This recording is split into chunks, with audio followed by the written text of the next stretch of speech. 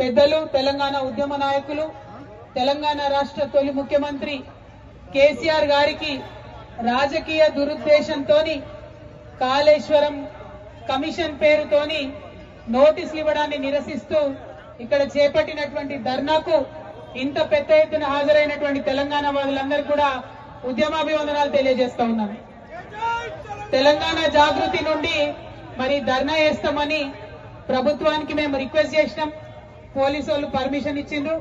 కానీ అయినా మరి ఎందుకంత భయమో వెనుక కూర్చుంటున్నటువంటి ఆడబిడ్డల్ని కూడా పోలీసు వాళ్ళు డిస్టర్బ్ చేయడం అవసరం లేదు. దయచేసి కోఆపరేట్ చేయండి. విత్ పర్మిషన్ చేస్తున్నాం ధర్నా, మేము ఉట్టిగా చేస్తలేము. రెండవది, జిల్లాల నుండి వచ్చేటటువంటి మా నాయకుల్ని మీరు బైండ్ ఓవర్ కావాలని చెప్పి బలవంతంగా పోలీస్ స్టేషన్లకు తీసుకెళ్లడం, మంచిర్యాల్ మా పెద్దపల్లి జిల్లా అధ్యక్షుని అట్లానే మా కందుల ప్రశాంత్ ని ఇట్లాంటి వాళ్ళందరినీ మంచిర్యాల్ రామగుండ జిల్లాల్లో మరి బైండ్ ఓవర్ కావాలని ఫోర్స్ చేస్తున్నటువంటి కండెం సురేష్ గారిని అందరినీ కూడా అరెస్ట్ చేస్తా ఉన్నారు. ఇది కరెక్ట్ కాదు.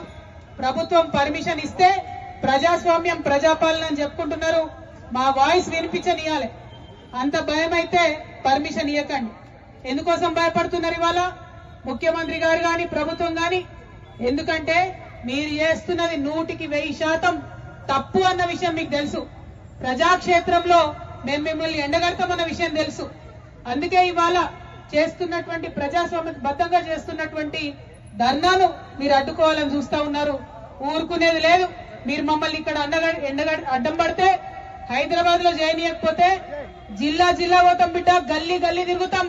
మీరు చేస్తున్నటువంటి అన్యాయాన్ని వివరించి చెప్తామని కూడా ఈ సందర్భంగా ప్రభుత్వాన్ని మేము హెచ్చరిక చేస్తా ఉన్నాం. ఏం తప్పు చేసినాం? ఏం తప్పు చేసిరు కేసీఆర్ గారు? నీళ్లు ఇవ్వడం ఆయన చేసినటువంటి తప్ప, నిధులు తీసుకురావడం ఆయన చేసినటువంటి తప్ప, కేసీఆర్ కిట్ ఇవ్వడం ఆయన చేసినటువంటి తప్ప, అభివృద్ధి పదంలో తెలంగాణను దేశంలో నంబర్ 1 గా నిలబెట్టడం తప్ప ఏం తప్పు?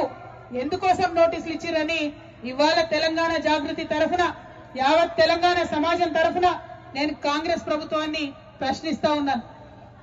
కాళేశ్వరం ప్రాజెక్ట్ అంటే కేవలం 3 బెరాజులేనా? కాళేశ్వరం ప్రాజెక్ట్ అంటే కేవలం 3 బెరాజులే అని చెప్పి మీరు ఒక కాంగ్రెస్ కమిషన్ వేసిండ్రు. అది జ్యుడిషియల్ కమిషన్ కాదు, ఏం కాదు. కేవలం అది ఒక రాజకీయ కమిషన్, కాంగ్రెస్ కమిషన్. అది 21 పంప్ హౌస్లు ఉన్నాయి కాళేశ్వరంలో, 15 రిజర్వాయర్లు ఉన్నాయి, 200 కిలోమీటర్ల పైచిలుకు టన్నెళ్లున్నాయి, 1500 కిలోమీటర్ల పైచిలుకు కాలువలున్నాయి. కాళేశ్వరంలో ఎత్తిపోసిన మట్టితోని దాదాపు 300 పిరమిడ్లు కట్టొచ్చు. కాళేశ్వరంలో వాడినటువంటి స్టీల్ తోని ఒక 100 ఐఫిల్ టవర్లు కట్టొచ్చు.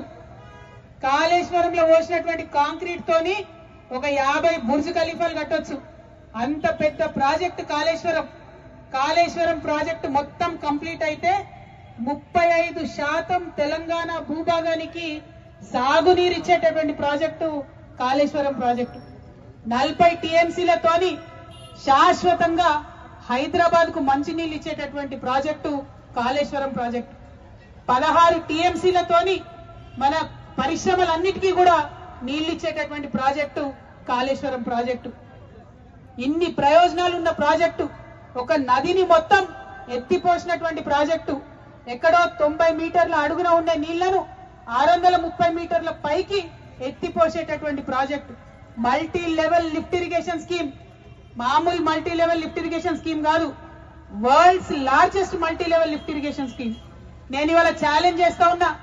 కేసీఆర్ కాబట్టి, గట్టి గుండె కాబట్టి, ధైర్యం ఉంది కాబట్టి ఇటువంటి ప్రాజెక్ట్ ని ఆయన ఆలోచన చేయగలిగిండు. ఈ కాంగ్రెస్ ప్రభుత్వం కనీసం కల కూడా కనలేదు అటువంటి ప్రాజెక్టు కట్టాలి తెలంగాణకని. ఆయన తెలంగాణ యోధుడు. నీళ్ల కోసం పుట్టినటువంటి ఉద్యమం కాబట్టి గోదావరి నదిలో నీళ్లు మన